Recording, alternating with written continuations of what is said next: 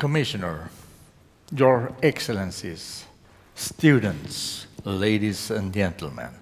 My name is Torbjörn von Franz and I'm the Vice Chancellor of Lund University, and it's a great pleasure for me to welcome you all to this year's Anna Lindh lecture. Dunja Mijatović is the fourth Council of Europe's Commissioner for Human Rights. The human rights regime, established under the Council's auspices, is one of the most advanced in the world, and the relevant mechanisms within the Council work to ensure that states uphold their obligations to protect, respect, and fulfill human rights. The mandate of the Commissioner is to keep states alert to the problems that may restrict people's ability to enjoy their human rights and to help states find solutions to improve human rights protection and implementation. Last Friday, the 17th of January 1945, 75 years ago, Raoul Wallenberg was abducted by the Soviet Red Army, never to be seen again.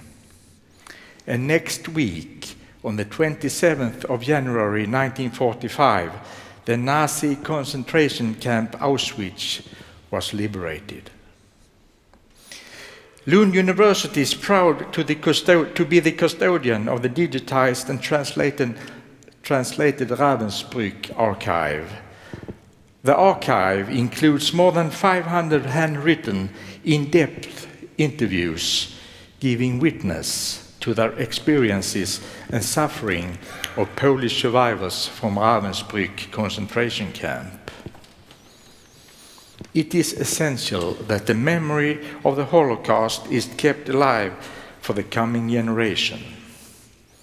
Knowledge of our past is also an important element to be able to understand current challenges and the next steps that need to be taken in order to defend and solidify the protection of human rights across Europe.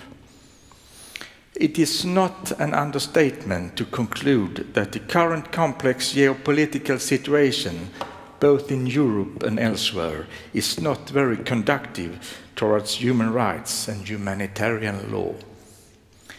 The setbacks are many, and we really have to struggle to find the light in the tunnel.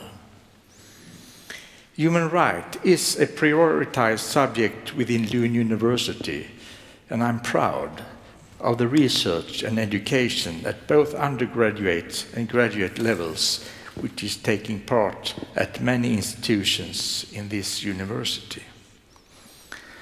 The Raoul Wallenberg Institute of Human Rights and Humanitarian Law is a key player with its long-standing reputation in Sweden and abroad. Both Raoul Wallenberg and Anna Lindh are role models who have demonstrated that one person can make a difference, thus inspiring young people to continue their work. Their dedicated work have contributed to a better world and continue to serve as an inspiration to the younger generations. Lund University also pleased with the cooperation with one important and active student association, the Association of Foreign Affairs, and the Anna Lindh Memorial Foundation. The event today is framed by piano music performed by Maria Buch-Hoyer. And I'm happy that we have all for the 15th time been able to join forces for this annual event in commemoration of Anna Lindh and her legacy. Once again, a warm welcome to you, Commissioner, and to all of you.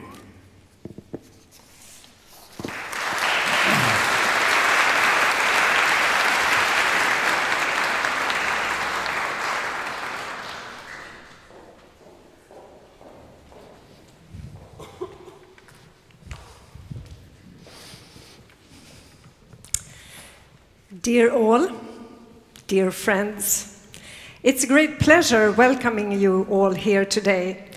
My name is Elisabeth Fura. I'm the chair of the Board of Trustees of the Raoul Wallenberg Institute of Human Rights and Humanitarian Law. It's a great honor and privilege to, on behalf of the Institute, warmly welcome you, Ms. Dunja Mijatovic, Council of Europe Commissioner for Human Rights, to deliver the 15th Anna Lindh Lecture. In 2018, Dunja Mijatovic was elected to the very prestigious post as Commissioner for Human Rights by the Council of Europe Parliamentary Assembly. Ms. Mijatovic was an obvious choice, having ended an impressive mandate as the OSCE representative on freedom of the media. In that position, she had, with great courage, effectively raised key concerns on the imposition of restriction on media in several European countries. As you can imagine, she was often in the limelight. She was often severely criticized from representatives of restrictive governments, but she always came out as the one upholding, in a professional, well-balanced and dedicated manner, the key human rights values. Ms. Mijatovic has not disappointed in her new role as Commissioner. She has continued raising crucial issues, among others, the eroding of the rules of the rule of law and the independence of the judiciary. She has expressed her concerns about the effects of legislative measures taking on the powers and the independence of the judiciary in several countries, not so far from home, I should say, warning against the risk of having politicized courts. As a former judge of the European Court of Human Rights myself, I can fully endorse the importance of raising these issues. Ms. Mijatovic effectively calls on governments to step up their efforts to fight hate speech, in particular against Roma, LGBTI people, and other minority groups. As well as she time and time again addresses the worrying shrinking space for civil society across Europe. Dunja Mijatovic is a frequent speaker, regularly giving lectures in national and international arenas, and she has also been awarded several human rights prizes over the years. Dunja Mijatovic, have been active in supporting NGO activities in the field of human rights education and asylum.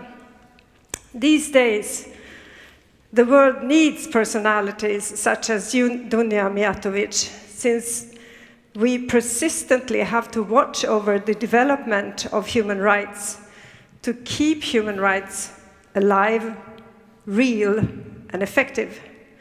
So, we are very honored that Ms. Mijatovic could find time in her busy schedule to be with us today addressing human rights challenges in Europe.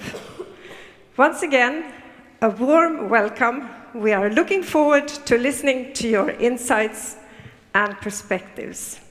The floor is yours.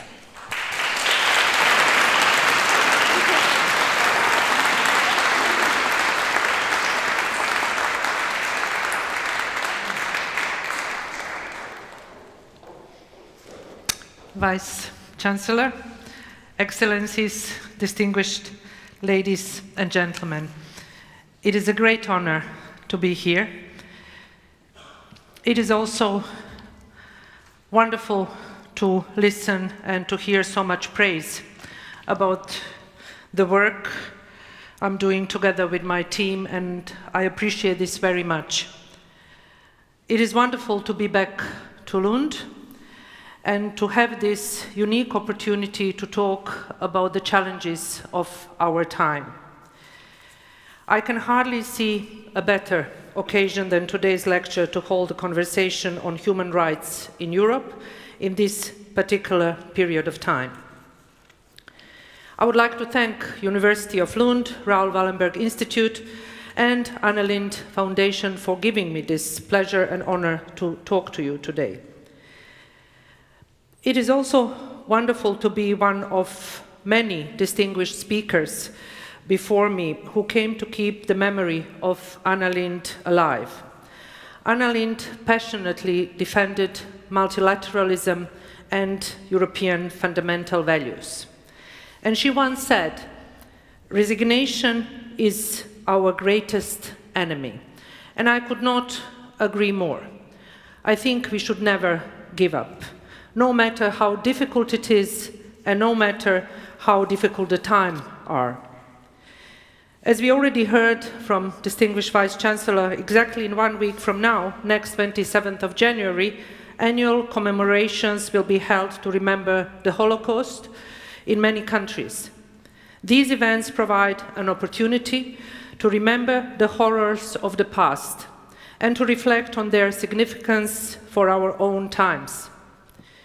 They should also serve to pay tribute to those like Raoul Wallenberg, who resisted tyranny and acted to protect fellow human beings, including at risk to their own safety.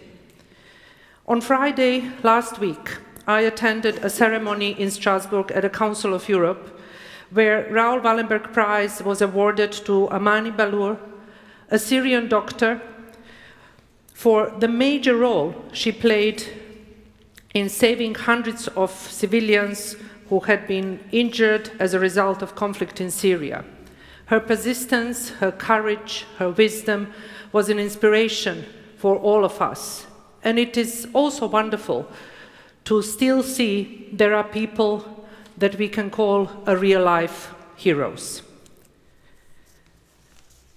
I think this was one of the best awards I've seen in a period of time when we hear about many human rights defenders around the world and when we hear about courageous people doing some extraordinary things in order to save their fellow citizens. European countries have been building a system of human rights protection over the ashes of the tragedy of the Holocaust. This system is today one of the most advanced in the world, and I hope you would agree with me.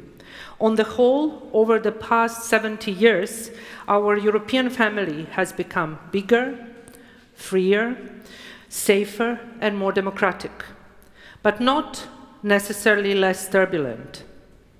Unfortunately, cracks in that system are becoming larger. Human rights standards and principles are increasingly challenged all over the continent and beyond. Aggressive nationalism, economic difficulties, and terrorism keep on fomenting tensions and polarization in our societies. Governments, parliaments, and political parties are playing a dangerous game, manipulating notions of identity and twisted myths about the supremacy of some groups over others. This is often accompanied by divisive language designed to stigmatize the other. The hostility to human rights as universal and indivisible is fueling a corrosive narrative. That discourse questions the validity of the very values and principles that led to the current system of human rights protection, and in their stead, it promotes static and often archaic ideas of nations and identities as the driving force of a country and their preservation as a country's highest aim. This is very dangerous. Europe is now stuck in a roundabout. We know where we come from, but I think we are uncertain about where to go. I would argue that we should move forward instead of back, and we must be ready to resist the backlash and persist in promoting human rights. But the question is really why many people feel so disconnected. When the European Convention on Human Rights was signed 70 years ago, a group of states to be accepted to be legally bound by a supranational treaty. That was a concrete step to implement the promise they had made in 1948 when they adopted the Universal Declaration of Human Rights. The European Convention on Human Rights and its court have been since then a beacon for many who seek justice. However, these two pillars of the European system of human rights protection are being constantly challenged. Not only are some of the court's most topical judgments not implemented, but unscrupulous governments and parliaments are eroding at national level the rule of law and the independence of the judiciary, two building blocks of democracy and the protection of human rights. And this is happening as we speak. Day after day, I keep hearing information and decisions are made by national governments in order to move in this very dangerous direction. The indifference and even hostility with which many people look at human rights is linked to this trend. One of the causes for this indifference, I believe, is that many people in Europe share a deep feeling of frustration, uncertainty, and insecurity, and we have to admit this. This feeling is often generated and amplified by growing inequalities in many member states of the Council of Europe, perceived threats to identities, and the prevailing of corporate interest over the social and economic rights of large parts of the population. Some people have the impression that human rights are not relevant any longer, and their daily lives is really moving in a different direction. And they think that those human rights are only for specific minority groups. Governments must hear the legitimate concerns that people have. We cannot pretend to live on a different planet. But several national authorities are wrongly interpreting this widespread frustration as a request for less human rights and more strongman rules, which I disagree with.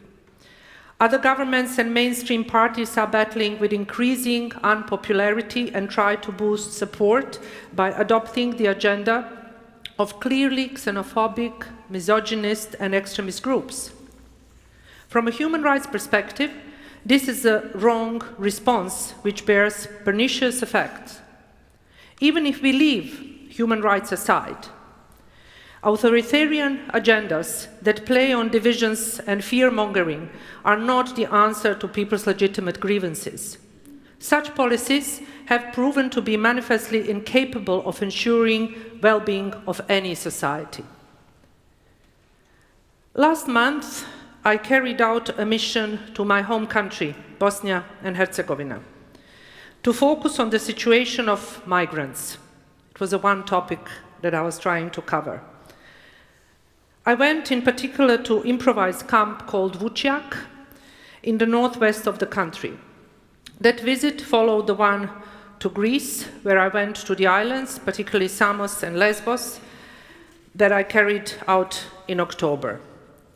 Words can hardly describe the situation of the human beings, children, women, and men living in those camps at the time of my visit. But this was not just at that time. It continues as I speak to you today.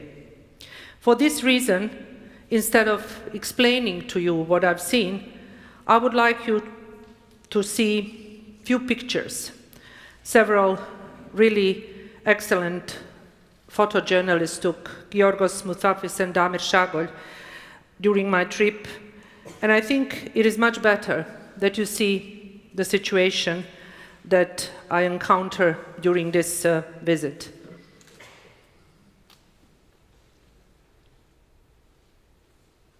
This is in Greece. This is Moria in Lesbos. And these photos were taken just while we were walking around and talking to people.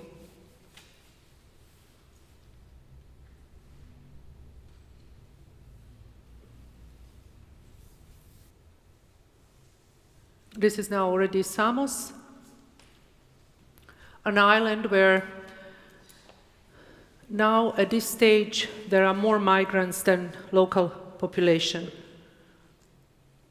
And the camps can receive 1,000 to 2,000 people, but in Lesbos there are 14,000 and in Samos 9,000 people in those camps.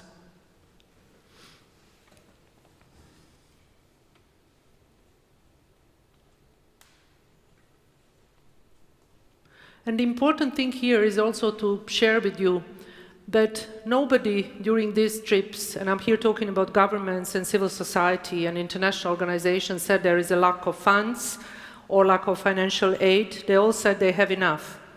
And we still have situations like this. So the question could be, and I pose this question on many occasions, why do we have a situation like this?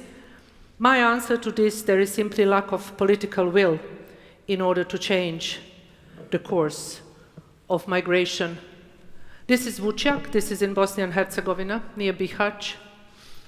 I've traveled to many countries in conflict zones, and I saw many things in my life, but nothing like this. The good thing that happened is that during my visit, this camp was closed and people were moved in some camps with water, electricity, and people were given food. It was extraordinary experience even for me as a Commissioner for Human Rights. As I said already to you, I've seen many things in my life, but this was particularly stressful. So this camp is closed now, but this does not mean that the situation is solved. And the Western Balkan route is becoming even more important nowadays. And the moment the spring comes, I think there will be even more people coming to Europe. So I think this is already towards the end. All international organizations are present in all those camps, but people are not going anywhere. They are stuck.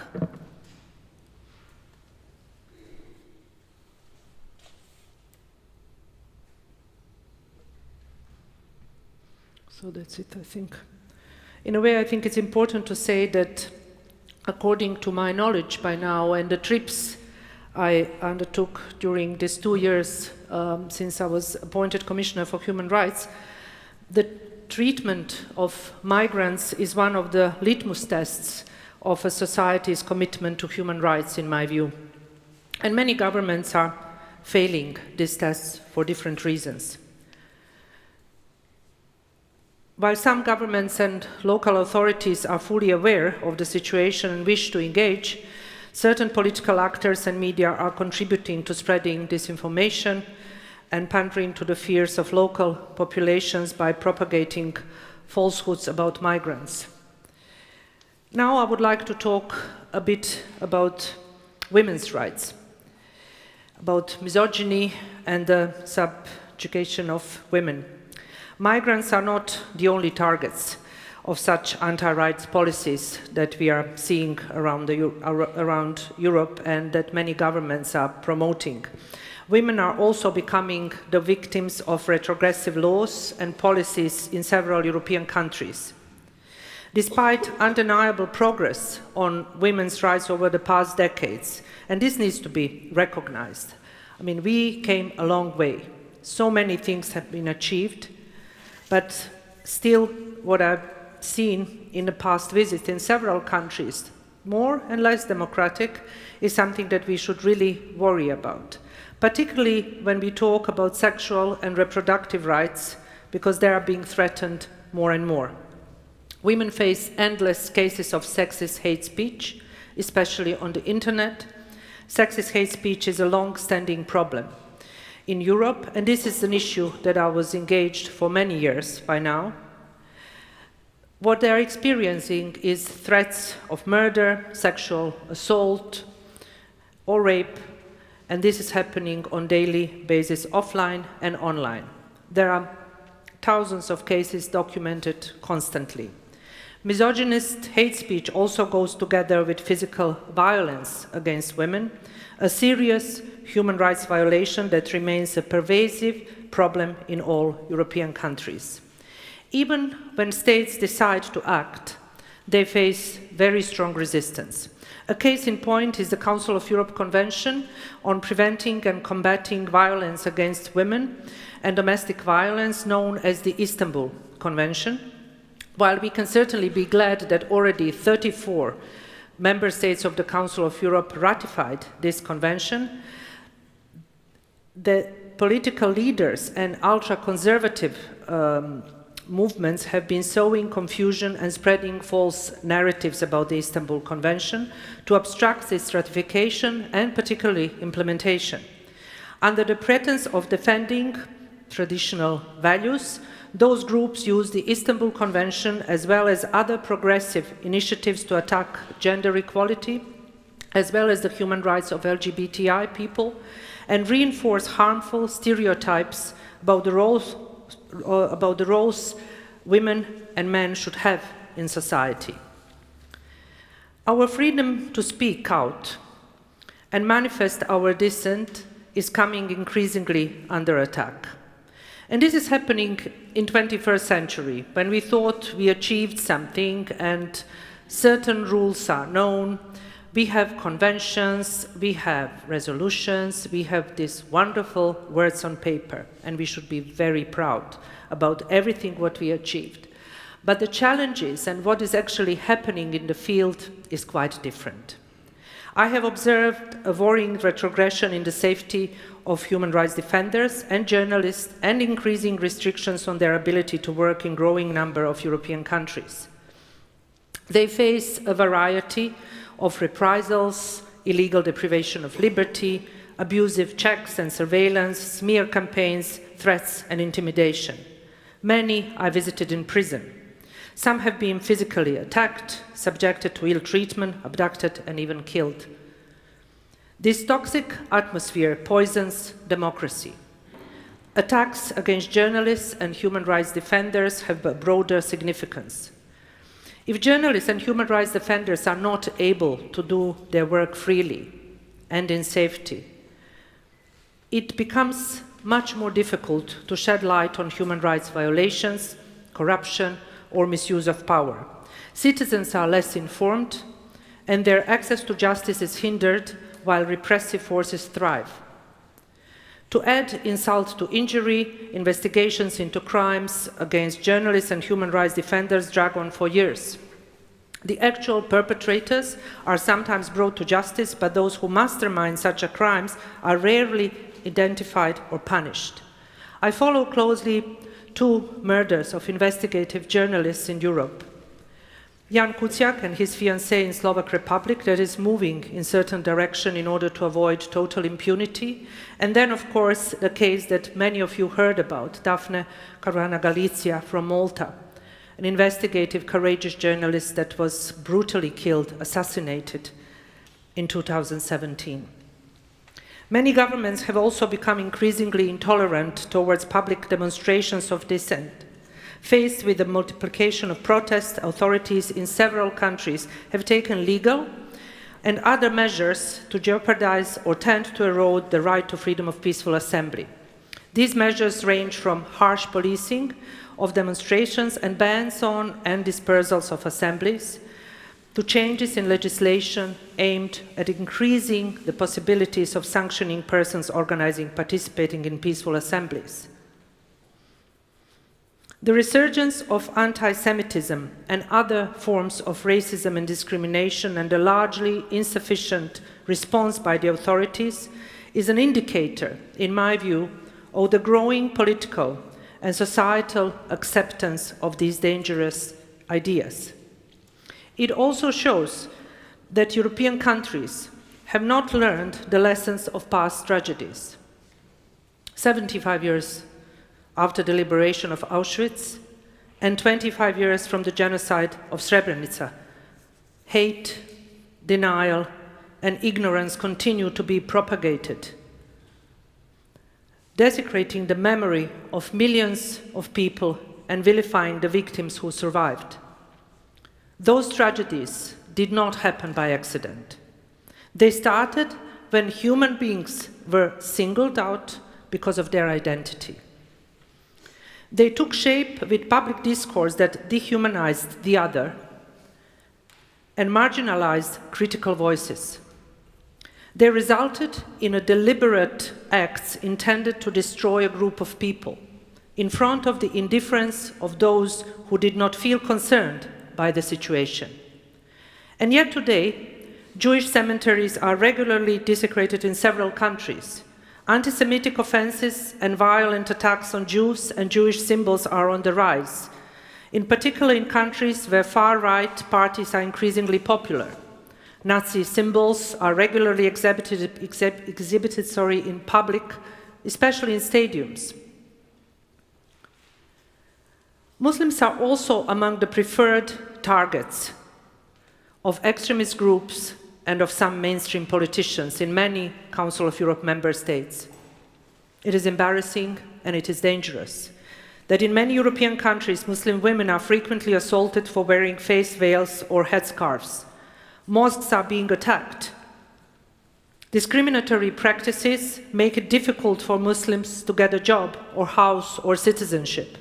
Law enforcement officers still engage in illegal practice of profiling Muslims, such as in stop and search procedures.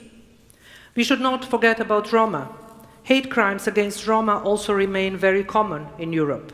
Hostile demonstrations and collective attacks against Roma have on several occasions forced them to move away for their own security. I've been recently to several countries where I met with families that were evicted and they left because they were threatened and there was a great fear that they and their family overnight will just disappear. They were not offered any protection from the law enforcement agencies. State authorities often carry out illegal actions against Roma, such as forcibly evicting them without providing adequate alternative housing or segregating Roma students in education based on their ethnic background. But we should ask ourselves, after so many projects that European Commission, European Union, many international organizations put into making sure that these situations are avoided, why are we still facing the problems? But I will now talk a bit about reasons for hope, because everything I shared with you by now is actually a reality. I do not want to paint a very nice picture when it comes to protection of human rights and enjoyment of human rights in Europe. But at the same time, as I said at the beginning, we should never give up. We should make sure that we move forward and not backwards. There are many reasons for hope. By now, we were supposed to have solved these age-old problems, and several I mentioned. They remain with us and even gain new strength. They threaten the values on which Europe has been built. These trends are not confined to states with already poor record on human rights. I have observed these trends also in countries that see themselves as human rights champions. However grim the situation may look, it cannot be an excuse to give up. On the contrary, we have reached a point where our voices are needed more than ever. In the face of apathy, backsliding, or outright hostility towards human rights, we must stand up and demand effective implementation and recommitment to the values and principles of human rights for all, but really human rights for all. I believe that this is possible. Indeed, I do not think that human rights have failed. If gaps remain, it is because in generation after generation, we have not tried our best to implement them in a systematic and effective manner. During my almost 2 years as Commissioner for Human Rights, I have come across 3 recurrent trends that give me hope for the future, and I will try to share this with you. First, there are still states that hold true to their commitments to human rights. This sounds as inadequate consolation, but it is important. Yet it is encouraging to see that still in the current situation, there are states which ratify conventions, adopt human rights action plans, establish and protect national human rights structures, implement the judgments of the Strasbourg Court, and implement the recommendations made by national and international human rights bodies. I have established constructive dialogue with most national authorities. During my country visits, I could access places of human rights relevance. I received the information that I requested, and I was able to meet key decision makers. Is that enough? No. But it is necessary for moving forward. Another source of optimism that I would like to emphasize is that in all the countries I visit, I meet NGOs, journalists, human rights defenders, civil society activists, national human rights institutions like ombudspersons and activists who keep the torch of human rights burning. Despite the grave dangers they sometimes face, there are courageous, extraordinary people. And they tell me stories. They tell me stories of solidarity, daily acts of courage, and small victories. And they tell me how important for them it is that international organizations are engaging, no matter how it looks desperate sometimes. And I ask myself all the time, if they keep up their commitment to human rights and remain optimistic and courageous, why shouldn't we? And how dare we not? The third reason is the youth, of course. On several occasions over the past year, my office and I have met young people. Some felt excluded from the system of human rights protection. Others expressed a sincere dissatisfaction with the way we were reaching out to them. And I appreciate this very much. They were very honest. And many of them said, you failed. International organizations, you failed because you didn't do enough in order to make sure it is understood in our societies how important it is to have human rights for all. But all those we have met ask for more and not less human rights. And the youth is increasingly mobilizing and playing an influential role around crucial issues like climate change, and you know this here in Sweden very well, showing that they care and that they are willing and that they will engage. They will fight for their rights. These are compelling reasons that give me hope. So the obvious question is, how can we harness these positive trends and regain ground when it comes to human rights protection? I believe we must persist in using human rights as a compass to protect our individual liberties, and our societies as places of dialogue, pluralism, and well-being. Human rights principles are our bulwark against oppression, fanatism, and totalitarianism. If we commit to be outspoken about human rights principles, values, and standards, we can come out of this tempest stronger. In my work as Commissioner for Human Rights, on many occasions, I'm told that I'm not very diplomatic. And I agree, I'm not. When I talk about grave breaches of human rights, I want to be direct, I want to be honest, and I want to use a voice. The most powerful tool I have in my toolbox as Commissioner is my voice. And if my voice is not clear enough in order to talk and to raise awareness about human rights violation in the region I'm covering as Commissioner, then I think I'm failing the role I was given and this unique mandate that I have now for 6 years. Human rights are not a dry list of legal obligations. Human rights are the blueprint for a better society we can build together, and we should build together. A society where each of us is free, respected in our differences, and respectful of others, where we are protected and where no one is left behind. Of course, this sounds like ideal world, and I'm very much aware that we do not live in ideal world. But at the same time, I do not have any other answer. There is no easy fix, though.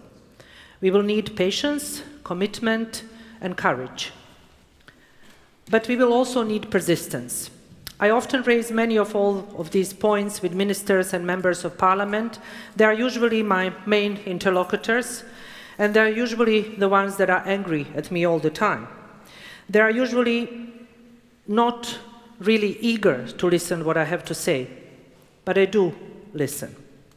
But today I'm not addressing them. Today I'm addressing you as students, scholars, intellectuals, but above all as concerned citizens that do care about human rights. In such a polarized and politicized context, we must find new energies and new ideas to carry out human rights work. As a start, the human rights community, including international organizations, should take a long, hard look at itself. And this is something I'm doing each and every day during my work as Commissioner for Human Rights. I think we have our own responsibilities. Many people have become disinterested or dissatisfied with human rights around Europe. Our work has not been effective enough in ensuring that everybody understands why human rights are so important for everyone, and have probably neglected some human rights violations like economic and social rights in many countries that should have instead been more prominent on our agenda. It feels good to meet and talk with you today. Most of us here are human rights supporters, and we probably agree on the majority of issues when it comes to respect for human rights.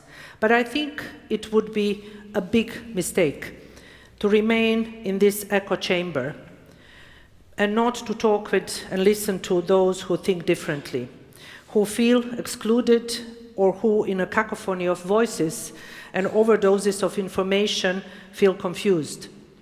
We will hardly agree with those who want to undo the human rights progress achieved so far. And there are many of those. And there will be always some people who will not be convinced by my arguments or our arguments. But most people are undecided and need clarity about where are we going.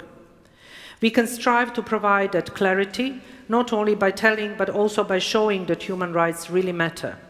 If we want society to function more according to human rights standards and principles, then we must all do a small extra bit and come out of our comfort zone. I want to see more lawyers, scholars, intellectuals, concerned citizens entering the arena of public debate and engaging with society at large to overcome misinterpretations and debunk prejudices. I want to count on more politicians who, in the face of dissatisfaction and insecurity, take the lead, and instead of scaring people or working in order to get more votes, empower them to defend human rights for all. I want the media to be part of the solution by using precise terms that inform the public factually and objectively on all matters of public interest, while avoiding sensationalism or reporting in ways that many raise unjustified alarm or provide a platform for divisive views to be spread. And I want the human rights community to become more inclusive in the way we defend human rights. We deliver a public service in the interest of society, but we do not own that service. We talk about for and sometimes with people who have suffered human rights violations, but we rarely empower them to speak for themselves. They should take part in decision-making processes as much as possible. We should learn to listen more and leave them space to tell their stories and shape the policies and laws that concern them. I know for a country like Sweden, this looks like, we are already doing this. But believe me, what I see as commissioner in many countries is quite different. And it needs a basic issues in order to change the wheel in a positive direction. It is also more important than ever that we protect and promote the grounding idea that human rights are universal. We must all work to defend not only our own rights, but those of others too. And I want us all to engage with friends, colleagues, family members, neighbors, local and national authorities, and show that human rights are not an abstract concept, but very concrete issues. It affects people's lives. If we look away any time that human rights are denied, we might stay safe ourselves, but leave others in danger. And tomorrow that other could be us, could be you, could be me.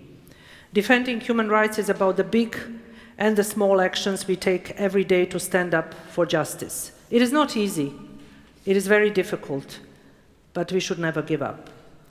What is at stake is the society we want to live in and pass on to the next generations. We must choose whether to move forward or be driven back.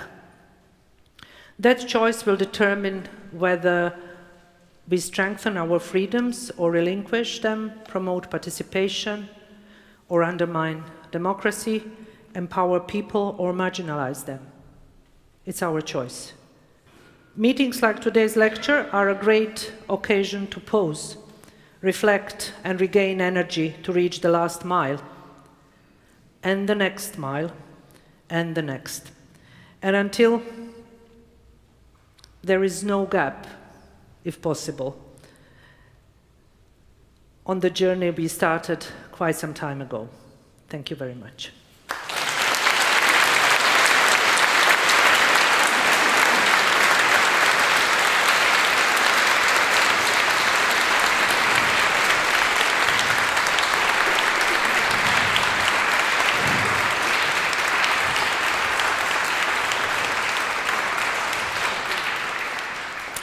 Thank you so much, Commissioner, for that very interesting and insightful speech.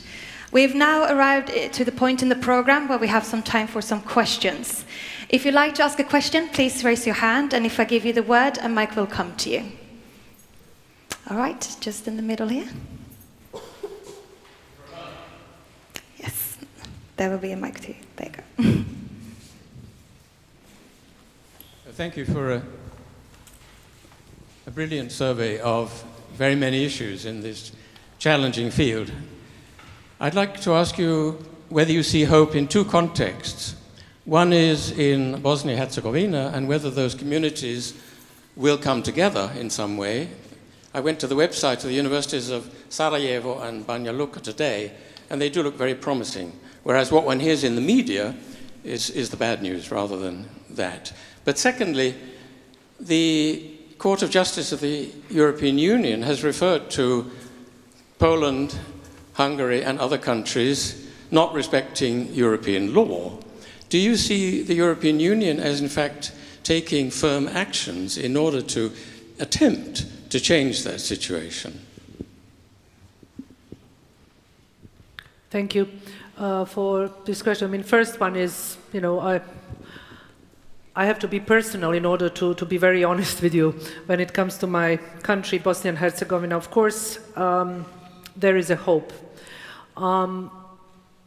There are many things that are affecting society. I will not go into too many details because I'm sure you are very much aware about everything that happened in the 90s, and direction we are moving at the moment is promising, but at the same time extremely troubled that more than 20 years after the war we are not really getting better society. The problem is political life, the constitution that is really creating discrimination, not implementation of the Strasbourg court. And you're right, on the websites probably it looks promising, but the real life is not easy. And I do have hope that international community, again, particularly EU, will make some tough decisions in order to make sure that the society moves forward and not backward. But there are so many challenges. There are so many challenges that are not just related to people living in the country, but also challenges from many states outside Bosnia and Herzegovina that are trying really to introduce their way of solving the problems in order to move forward. On Poland and Hungary, I said many things on many occasions, and not just me, but also different other bodies and institutions of the Council of Europe, including Venice Commission, that provided really comprehensive analysis of the laws in question. If the Commission is going to move firmer and faster on this, I cannot speak on their behalf. But of course, I do try to engage now with the new Commission, particularly commissioners dealing with the rule of law, in order to see in which direction this will go now. I sent a letter that was very publicized in the media just 2 weeks ago, asking Polish Senate not to adopt the law. Now we have to wait and see what will happen. But the good thing is that it is exposed, it is outside, everybody is aware of the threats to independent judiciary, but not just in these two countries, and many other Council of Europe member states, which is also something that I raised in my speech. Thank you. Another question? Thank you so much for a wonderful speech. I think we are many that are worried by the current trend and wish to do more, really, to help. Like, to you, in your experience, are there any people that we can learn from there? Actors that have managed to turn the tide and really, promote human rights in a good way?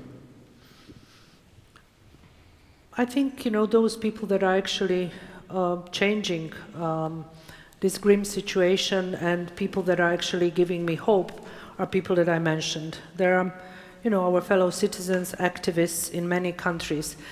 It's unfortunate, it's rarely a politician that I'm impressed with in order to say, this is really somebody I'm looking at when we talk about human rights. Of course, there are courageous people, people that really see their role in promoting well-being of the citizens. But there are less and less those, and there are many that are silent and really thinking about the elections only, and not really of the well-being of the society. But human rights defenders, journalists, academia, many professors, many people are willing to talk openly and very directly about human rights violation in their own countries, but also outside.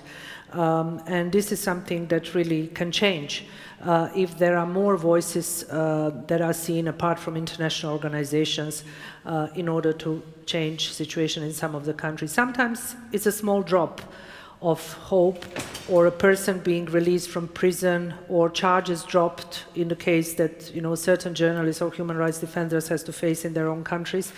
And it gives you hope. You feel good when you go home. At least I feel good if I know that I contributed to one of those cases. But of course that's not enough. It's just a drop, and we should not do much more than that. Thank you. All right. I should have worn my glasses, I see. Do we have any ladies in the room? Yes, there is. Perfect. Just here. Thank you. I am a proud and recent graduate of the Raoul Wallenberg Institute's master's course, and also a proud alumni of UPF. I am presently now working for an NGO based in Copenhagen called International Media Support, and I'm presently working with impunity issues. You mentioned the investigative journalists who were recently assassinated for their work, and I was wondering if you can speak more to that. What can civil society do, and the international community more as a whole, to address impunity and end it for good? Thank you. I mean, impunity is a topic that I covered for many years. And now it's an issue that really raises great concerns. There are many states that are doing too little or too late. There are many states that charge and put in prison perpetrators, but masterminds always stay unknown. And this is creating this enormous chilling effect in our societies, and it's also creating fear among journalists and human rights defenders trying to do their work. These two cases are, cases that are well known. What I also think is quite important to mention is that those two murders are murders that happen within European Union. And this is something that we should be worried about. European Union was for quite some time a place where journalists and human rights defenders could do their job freely and in safety. These two cases created a different climate. What can be done apart from what civil society is already doing? I do not have a formula, but what I can say that in case of Jan Kuciak and his fiancée and also Daphne Caruana Galizia, civil society did a bit that was needed in order to raise this awareness to the limits that governments in question, but also international organizations and many NGOs around the world could not neglect these voices coming outside Malta, Slovak Republic, but also all around the world. That is why it is extremely important to remain courageous and to talk about these kind of violations. Otherwise, we are moving back to dark, and we will have societies where journalists cannot do their job freely. I hope in both cases, and many other cases in many other countries, to see some light at the end of this very problematic tunnel, and to also see some justice for these courageous, extraordinary courageous people that were just doing their work. Thank you. And the lady in the middle here. Thank you. Thanks a lot for your speech. It made me think of Edward Said when he said the duty of intellectuals is not to be nice, to be even unpleasant, and that is what courage means.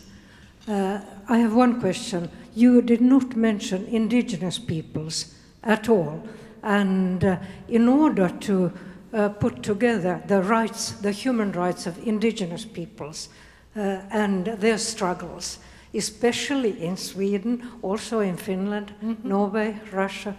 What you have to do is to start talking not about only human rights, but the rights of nature, and all those attempts by both lawyers and others where they claim that nature should be a legal subject.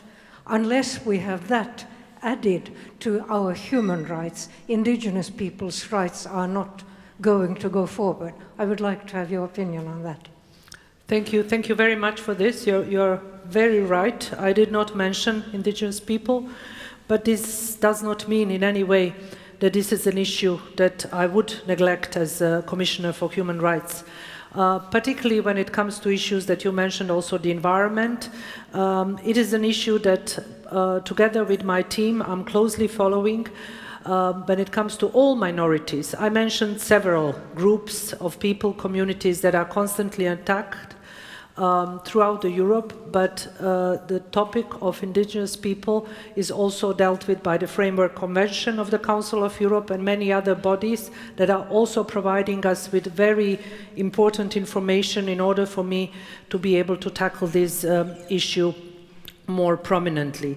During my country visits, if I know that there is an issue related to this problem, I'm raising it with the governments. But I agree with you, there is a need for more clarity when we defend those rights, and there is a need for more awareness about the importance if we talk about human rights for all. Thank you. Another question? Yes, at the front. Yes, thank you so much, Commissioner. I was wondering, because you were talking about migration. I'm a student here at Lindh University, as well as a member of UPF, and is very interested in how we can move forward migration law and make any progress and change within the EU and Europe. Do you have any more, can you speak more about how we can do that, like all the way from us being students up until we, go into the work field? Thank you. I'll be very clear with you in order to be brief, because we can, dedicate just one lecture or just, one course in order to talk about migration laws in many Council of Europe member states. The problem we are facing in Europe, and I mentioned it in my speech, is lack of political will. It's simple as that, and at the same time, it is quite a disappointment, an embarrassing fact that many governments using migration in order to regain, back power, to create fear in order to rule. There is also a problem of the lack of solidarity by many states, and I'm here not talking about only EU member states. Europe as a whole is dealing with migration in a different ways. There are countries that are willing to accept migrants, there are countries that are processing people that are coming to European continent. There are states that are offering protection and asylum in a proper human rights friendly way, but there are also countries refusing to be part of this solution, and we know about many EU member states, but also outside, including my own country, and I just showed you some of the experiences I had during just 2 visits I had to 2 member states of the Council of Europe. How to find a solution, how to make sure that the new Commission, European Commission that has a lead on this, creates and introduce strategy that will be strategy for all, and that all states will share their burden. Then I could say that we could move forward in order to regain strength and really tackle migration as an issue that is not that problematic. It is possible to solve it. But if it continues with this kind of rhetoric that we are hearing in many member states, and with the camps on our European continent that looks like the camps I showed you, then I do not think we are going to be proud of this, to put it mildly. As Commissioner, of course, I cannot create policies, but what I can assure you that I will continue raising my voice in order to push countries to do more in order to respect human rights of migrants. And also, a category that is constantly attacked is NGOs that are helping migrants. In many countries, it would be impossible for the states and governments to deal with these problems if there are no NGOs and activists that are helping migrants on their way to whichever part of the world they are moving. So this is something that I follow very closely, and I'm warning governments all the time not to prosecute and not to attack NGOs that are helping migrants in the Mediterranean, but also the continent. Thank you. Do we have another question? Yes? Thank you. Thank you for your lecture and for your interesting thoughts. I have a question about the topic that you spoke about in the very beginning, the migrant camps that you visited. You mentioned briefly that none of the charity organizations active on the spot there complains about a lack of fund. So I'm wondering which mechanisms are in place there that hinders these organizations to buy what is necessary to improve the conditions in the camps? There are different reasons for that. I will just use, one example. In Bosnia and Herzegovina, by now, European Union gave 40 million euros to Bosnia and Herzegovina in order for, the country to cope with the migration crisis. The money was given mainly to IOM, UNHCR, and other organizations that are working in order to provide shelter and protection. There is no cooperation and coordination with the state that at that time, when the crisis really started, didn't have a government. The government was formed quite, maybe 2 months ago. And now the main problem is to find a way how to organize this cooperation in order for the state to offer more space to international organizations to make sure that people have shelter. In Greece, problems are much more complex and much more complicated. It is very much related to certain deals and certain statements that European Union had with Turkey and several other countries. But what I'm looking at the moment, and what I think is extremely important, is to find a way to move 5,000 unaccompanied minors that live in Greece in several member states in order for them to really receive proper protection. As I said, I still didn't have a chance to talk to new commission and to commissioners dealing with migration, but one of the questions will really be this, how is it possible that we have enough funds and people are still stuck and are not moving anywhere? I don't have an answer yet, but if I have it, I'll be ready also to talk about this publicly. Thank you. That was all the questions we have time for, so please join me in another warm applause for the Commissioner Dunja Mijatović.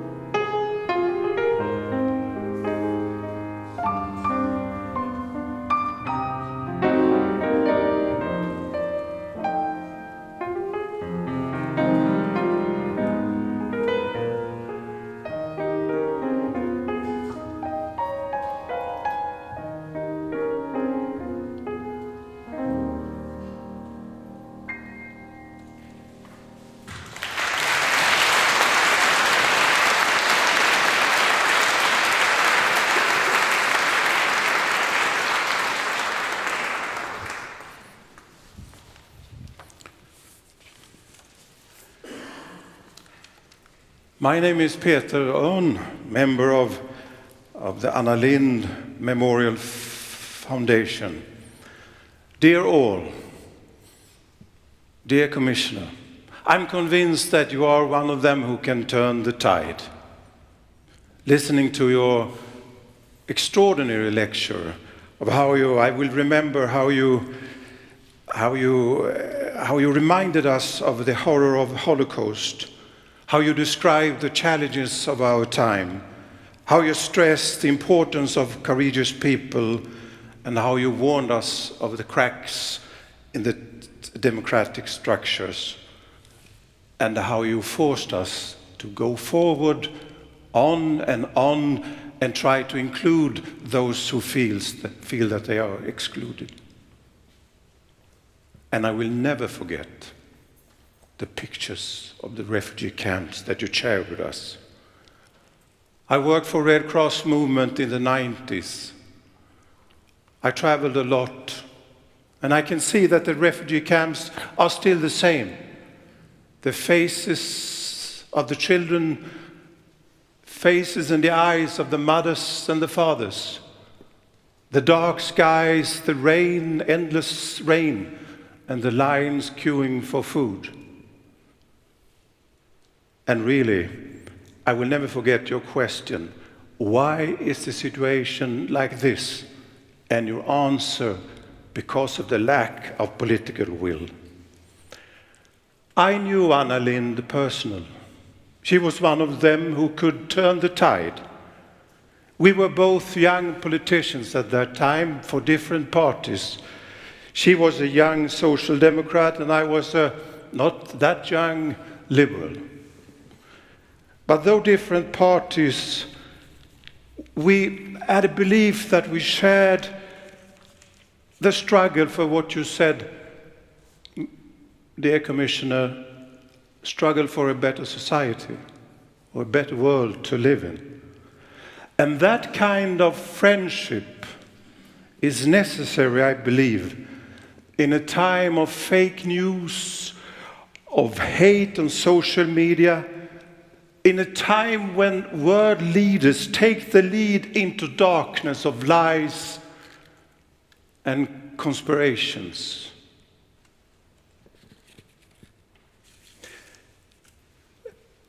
Look at the picture of Anna Lindh, who was one of them who could turn the tide. What I remember most, beyond the headlines and all the important things she did, it's her laughing smile of joy, of jokes, of love for life.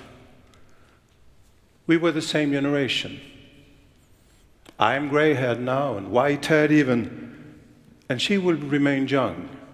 We will always remember Anna Lindh as a young person, but still, also her message is young, because she brings us a message that will make her memory alive for decades and decades and decades. Remain young in your heart. Never give up, as you also said, Ms. Mijatovic. Never give up. Go on with the struggle for a world or a better society built on respect for the dignity of every human being, built on human rights, built on peace, and built on social justice. Finally, dear Commissioner, you also gave us reasons for hope. States that are still committed to human rights, NGOs, journalists that are working for human rights. And thirdly, you who are young today, young students, you can turn the tide. And there's a poem by Thomas Tranströmer that gives me hope. Tourists have crowded into the half-dark of the enormous Romanesque church. Vault opening behind vault and no perspective. A few candle flames flickered. An angel, whose face I couldn't see, embraced me, and his whisper went all through my body. Don't be ashamed to be a human being. Be proud. Inside you, one vault after another opens endlessly. You'll never be complete. And that's as it should be. And that's as it should be. Tears blinded me as we were herded out into the fiercely sunlit piazza, together with Mr. and Mrs. Jones, Herr Tanaka and Signora Sabatini. Within each of them, vault after vault open endlessly. Ms. Mijatovic, thank you so much for your extraordinary lecture. I'm convinced that all together we can turn the tide.